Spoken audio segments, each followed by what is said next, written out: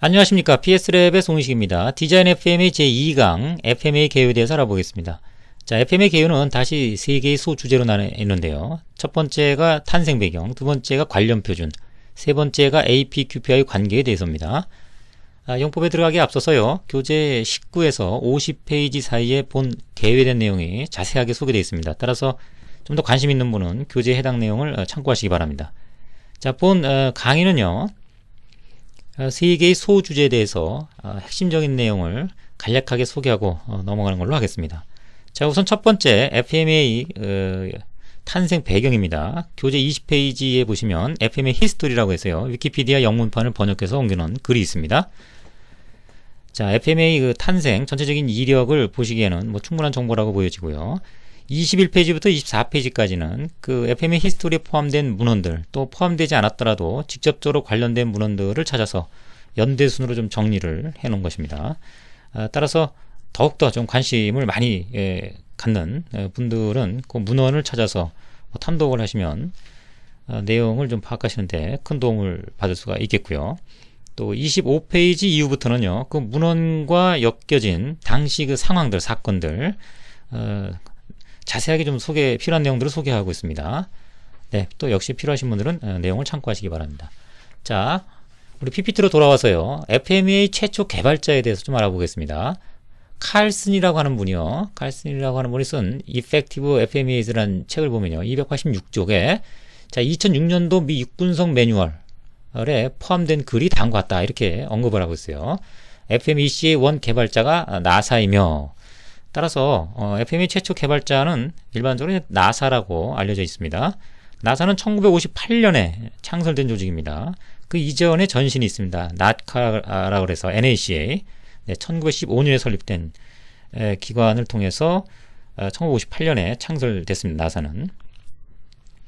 나사의 히스토리는 2차 대전으로 연결되죠. 1944년도 9월 8일 날 영국 런던에 아주 큰 미사일 공격을 받게 되죠. 당시에 공중 폭격기가 보이지 않았고요. 영국인들은 그래서 더욱더 공포감에 휩싸이게 됩니다. 따라서 악마의 사자 이렇게 불리게 됐는데, 자, 그것은 독일군의 이제 로켓 V2였죠. 최근에 무기로 얘기하면 이제 최초의 이제 탄도미사일에 해당됩니다. 그 V라는 명칭은 이제 보복무기라는 독일어의 머리 첫 글자를 얘기를 합니다. V2를 개발한 사람이 그 베르너 폰 브라운이라는 브라운 박사입니다. 히틀러가 이제 1932년도에 발트 연안의 그 작은 섬 피네뮌데라고 하는 곳에서 독자 연구를 하도록 그렇게 좀 배려를 해서 자그마치 10년 동안 연구를 진행하게 되죠. 10년 만인 1942년 6월 13일 날 V2 첫 시험 발사가 이제 성공을 하고요. 그해 8월 달에 음속을 돌파합니다. 그래서 이제 43년부터 본격 생산해서 2차 대전 막바지인 44년도에 이제 영국에 폭탄을 이제 쏘기 시작한 거죠. 그 영국에 쏜 것이 한 1358발 정도 된다니까 엄청나게 많은 숫자가 영국으로 떨어진 것으로 그렇게 기록되어 있습니다. 자, 그런데도 이제 전쟁에 졌죠, 독일이. 그때 이제 폰 브라운 박사가 당시 이제 소련에 붙잡히지 않기 위해서 미군에 이제 자수를 하고요. 45년도 5월 3일 새벽입니다. 그를 포함한 이제 126명의 연구원이 미국으로 이주를 하게 되죠. 그리고 이제 58년에 미 항공우주국 나사의 책임자로 임명돼서 1969년 아폴로 11호죠. 최초의 달에 인간이 갔다가 오는 그런 어떤 사건에 이제 기여하게 됩니다. 자, 58년도에 나사가 창설된 계기는요. 그 직전 연도인 57년도 10월 4일 날 독일의 그 V2 로켓 연구를 지속적으로 해오던 러시아, 이제 소련이 당시 스푸트니크 1호라고 하는 인공위성을 최초로 쌓아 올려요. 그것에 놀란 미국이 이제 58년도 1년 뒤에 나사를 이제 창설하게 되고요. 또 한 사건이 생깁니다. 61년도 4월 12일 날 소련의 이제 우주 비행사죠. 유리 가가린, 알렉세비치 가가린이라는 사람이 보스토크 1호를 타고 1시간 28분 동안 지구 밖을 비행을 하고요. 지구는 푸른 빛이다. 이런 아주 유명한 명언을 남기죠. 자, 이것을 보고 이제 깜짝 놀란 미국이 다음 달, 한 달 뒤에 케네디 대통령이죠. 국가의 근무와 현상에 관한 특별교서 이렇게 해서 60년대가 끝날 때까지 인간을 달에 착륙시키고 다시 돌아오도록 하겠다. 이런 그 선언을 하죠. 그 이후로 머큐리 계획, 이건 지구 밖으로 나가는 그런 계획입니다. 머큐리 계획. 그 다음에 나간 우주선, 우주선을 이제 도킹하는 이제 제미니 계획, 그리고 달에 갔다 오는 아폴로 계획. 이렇게 3단계 이제 멀티 제너레이션이라고 그러죠. 3단계에 한 번에 못 가니까 그런 계획을 세워서 아폴로에 가게 저 달나라에 가겠다 오는 그런 계기가 이제 마련됩니다. 자, 그때 이제 보시는 바와 같이 FME가 쓰이는데요. 그것이 1966년도 8월입니다. 발행된 게. 그런데 이제 1967년도가 아폴로 1호니까 실질적으로 달에 가기 위한 그런 연구 활동이 막 이루어지는 직전 연도에 FME가 물론 그 이전에도 있었지만 나사에서 아주 적극적으로 쓰이게 되는 그런 그 시점이 되고요. 그 이후로는 이제 바이킹이나 보이저, 잘 알고 있는 마젤란, 갈릴레오 이런 우주선의 개발에 하나의 표준 문서로서 자리하게 되는 그런 전기를 마련하게 됩니다. 네, 그러면 FME 최초 문헌, 최초로 이제 알려진 문헌은 뭔지 미 국방성의 보고 자료에 의하면요. 자, 1949년 11월 9일로 밀리터리 스탠다드죠. P1629라고 하는 그런 문서가 존재한 것으로 알려져 있습니다. 물론 이제 폐기가 된 상태인데, 자, 요것은 폐기된 시점인지 탄생 시점하고 약간 좀 혼란한 부분이 있습니다. 그런데 대부분의 이제 문서에서는 최초의 그 문헌으로서 FME 문헌으로서 밀 P1629가 1949년 11월 9일이다 이렇게 언급을 하고 있습니다. 그래서 약간 탄생인지 폐기 시점인지는 좀 모호한데 탄생 시점은 49년도 11월로 봅니다. 그런데 앞서 최초 개발한 곳이 나사라 그랬는데 나사가 이제 58년도 그렇게 창설됐죠. 그러니까 실질적으로 FME는 그 이전에 문헌이 만들어진 거니까 굳이 시점으로 따진다 그러면 나카, NACA 그 전신, 나사의 전신인 NACA에서 나카에서 밀리터리 P1629 이 개념이 정립이 되고요. 그 위에 직접적으로 활성화된 계기가 된 게 나사에서의 아폴로 우주 프로그램에서였다. 이렇게 정리를 좀 할 수 있겠습니다. 현재 문헌은 남아있지 않지만 그것과 유사한 닮은 꼴의 문헌이 있습니다. 밀리터리 스탠다드 1629A인데요. 이것은 인터넷상에서 검색해서 전체 자료를 받을 수가 있습니다. 필요하신 분들은 디자인 FM의 전신이기 때문에 한번 자세하게 여러분 탐독할 필요는 있을 것 같습니다. 1974년도에 만들어져서 그 이후로 업데이트를 계속 하다가요. 1994년도 6월에 미국의 국방장관 윌리엄 페리가 이 규격을 좀 간소화하겠다 이런 공표를 합니다. 그러면서 1998년 8월 4일 날 폐기가 되는 그런 과정이 또 있게 되겠습니다. 그러면서 민간에 FM이라는 내용이 이제 공개가 되고 민간에서 사용할 수 있는 그런 환경적 분위기가 조성이 됐다. 이렇게 볼 수가 있겠습니다. 자, 그 FMA 탄생과 또 직접적 관련된 게 이제 포드사인데요. 그 민간에 이관됐지만 그것을 실질적으로 사용하게 된 기업은 포드사가 되겠습니다. 1971년부터 1980년도 사이에 핀토카라고 하는 서브 컴팩트카, 우리로 치면 이제 소형차에 해당되는 차들을 대량 생산하게 되죠. 당시에는 이제 오일 쇼크가 있었기 때문에 기름이 적게 드는 이런 소형차들이 선호하게 되고요. 많이 팔리는 어떤 시대 상황이 생겼습니다. 그런데 연료 탱크에 이게 결함이 좀 있었습니다. 그래서 그 결함을 제거하기 위해서 추가되는 부품의 비용이 한 11달러, 대당 11달러라고 내부적으로 파악을 하고 있었는데, 근데 이것이 승용차고 트럭 전체 1250만 대 전부 다 이걸 11달러를 달면 총 비용이 한 1억 3,700만 달러가 드는 것으로 추정이 됐습니다. 당시에 포드에 의해서. 자, 그런데 사고가 나서 사람이 죽거나 부상당하게 됐을 때 시뮬레이션을 해보니까 약 한 5천만 달러가 드는 걸로 4,950만 달러가 드는 것으로 드러나서 훨씬 덜 들죠. 그래서 차라리 안 다는 게 낫겠다라고 해서 그냥 지내죠. 자, 그러던 중에 78년도 8월 10일 날 울리 자매 3명이 벤이라고 하는 차가 벤이 이제 뒤에서 후방 충돌을 하면서 화재가 나 사망을 합니다. 자, 이게 이제 기소가 됐죠. 살인이다라고 해서 검사의 기소가 되고요. 자, 재판이 일어나면서 뭐 결론적으로는 포드는 한 150만 대의 핀토 연료 탱크를 수리하는 비용을 부담하게 됩니다. 또 바비큐 시트라고 하는 아주 이미지 손상을 크게 받게 되고요. 그리고 일본 소형차 시장을 내주게 되는 그런 또 사건이 됩니다. 또 형사사건은 무죄가 됐지만 민사 쪽에서 졌어요. 그래서 700만 달러를 지급하라는 판결이 또 내리기도 하고요. 2008년도에는 모든 부문에서 최악의 50대 자동차 중 한 대로 그렇게 선정되기도 합니다. 자, 이런 과정의 경험을 겪으면서요. 포드사는 미리 이것을 문제점을 파악해서 처리해야 되는 시스템이 필요하다.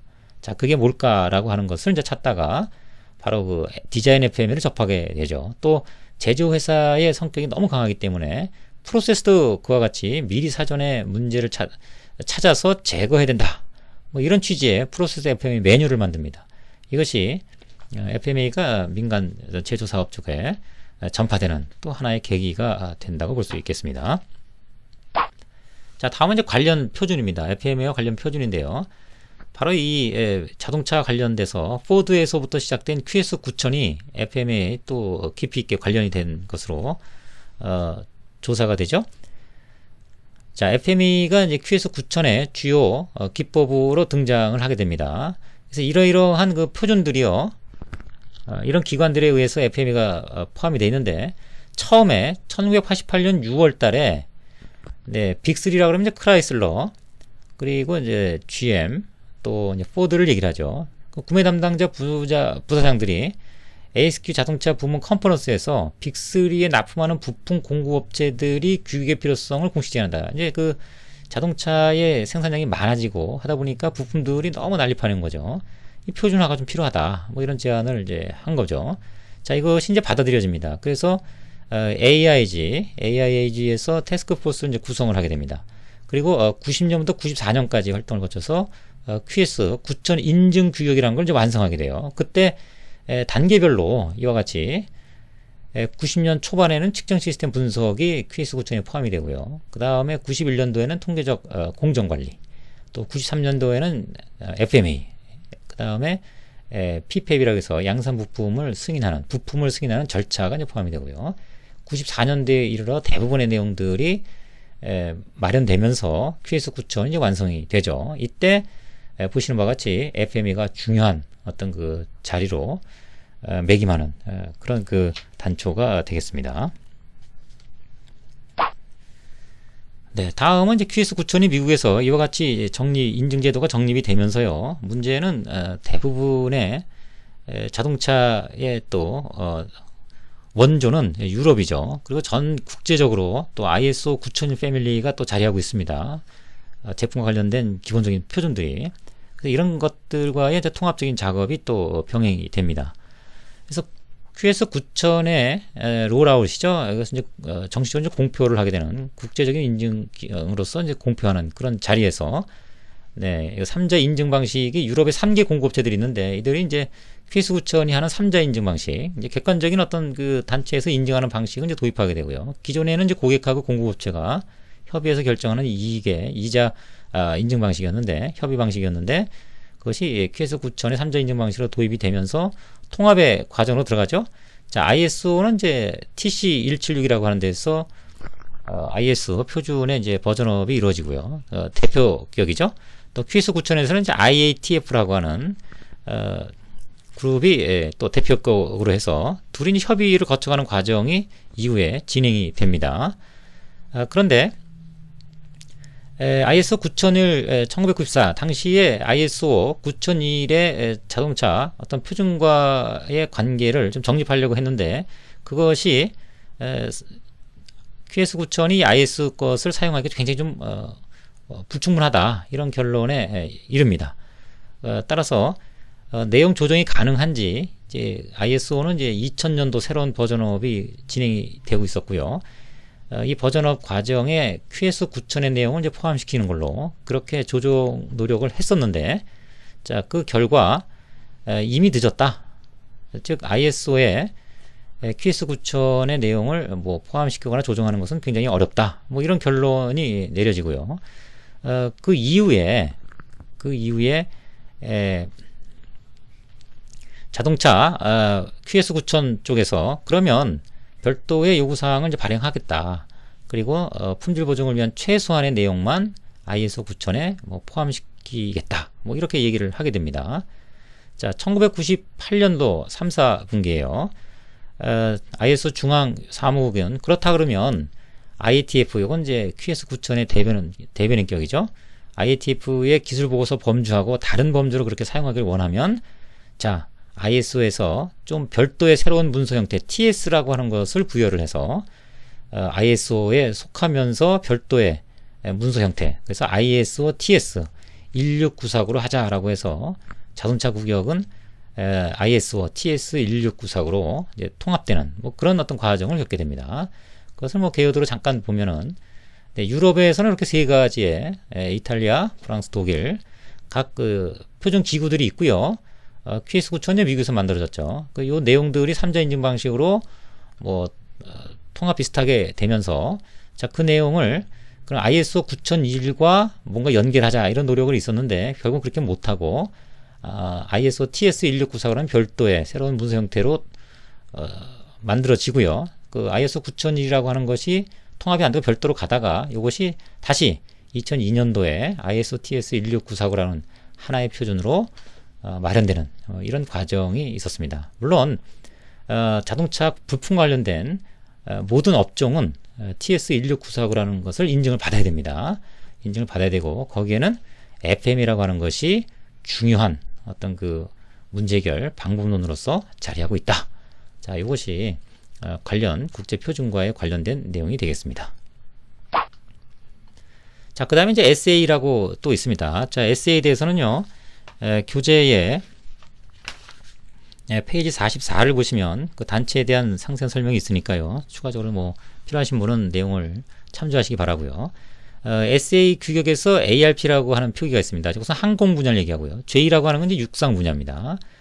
그래서 그 포드가 매뉴얼을 만들 때요, 자체 매뉴얼을 만들 때 요 SA의 FMA 규격, SA J1739라고 요 내용을 참고를 해서 내부의 매뉴얼을 만들게 되죠. 그래서 그 내용이 Failure Mode and Effect Analysis 핸드북이라고 해서 그 처음 그 포드 서문에 SA의 J1739 내용을 참고했다 라고 하는 것을 명시하고 있습니다. 네, 여기까지가 이제 관련 표준에 대한 내용이 되겠습니다. 전체적으로 그 FMA QS9000 그 다음에 TS16949의 과정을 보면요, FM이라고 하는 것은 이제 포드에서 전체적으로 개념들이 명확하게 정립이 되고 그 정립된 내용이 최근에 TS169에 완전하게 자리를 좀 잡았다. 뭐 이런 과정의 내용을 우리가 이해할 수 있겠습니다. 다음은 APQP와의 관계인데요. APQP는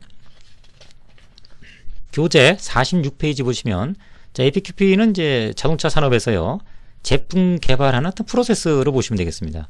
뭐 식스시마에서는 디자인 포 식스시마라 해서 DFSS 개념과 유사한 그런 그 문제 제품을 개발하는 프로세스고요. 거기에는 이제 5개의 페이지가 보시는 바와 같이 존재합니다. 각 단계별로는 크게 거시적으로 프로그램 승인하고요. 자동차에서 이제 프로그램이라고 합니다. 보통 4, 5년 뒤에 제품이 만들어지는데 부품 공급의 결정은 4, 5년 전에 결정이 되거든요. 그래서 그런 제품에 대한 4, 5년 뒤에 만들어질 제품에 대한 그 전반적인 어떤 그 부품에 대한 내용들까지 포함된 전체 그 프로그램 내용들은 이제 프로그램이라고 합니다. 자, 그것이 이제 승인이 되면은 시제품을 개발하고 뭐 시험하고 양산 시작하는 이런 단계를 거쳐가는데, 그것을 5개의 페이지로 나누고요. 또 실질적인 주요 액티비티를 또 5개시로 나누고 있습니다. 그런 이렇게 거시적으로 이렇게 나눈 것으로만 갖고는 우리가 일을 못하죠. 그래서 이 5단계는 다시요, 23개 세부 업무로 또 태스크로 나눠져 있어요. 그걸 이제 23 메인 토픽스라고 합니다. 그래서 양산이 되기 전에 이 전 모든 업무가 완전히 완료되는 그런 아주 짜임새 있고 빡빡한 그리고 아주 엄격한 그런 과정으로 이루어져 있다는 거, 잘 알려진 그런 그 제품 개발 프로세스입니다. 자, 거기에 디자인 FMEA 당연히 있어야 되겠죠. 그래서 계획 단계부터 설계 및 개발이 완료되는 시점까지는 디자인 FMEA가 관여를 하고요. 그 다음에 양산과 관련돼서는 이제 프로세스 FMEA가 같이 접목이 된다 그랬죠. 프로세스의 문제점까지 같이 포괄해서 디자인이 일어나기 때문에, 그래서 초반에 생산 관련과 관련된 그런 프로세스 FMEA가 인볼브 되면서 생산까지 그렇게 관장하는 역할을 한다고 볼 수 있겠습니다. 자, 이렇게 뭐 간단한 내용을 뭐 알아봤는데요. 중간중간 빠진 그런 내용들에 대해서는 교재에 상세하게 설명이 되어 있기 때문에 차근차근 읽어 나가시면 본 강의 내용을 충분히 이해할 수 있을 것으로 보여집니다. 자, 여기까지 설명을 마치도록 하겠습니다. 수고하셨습니다.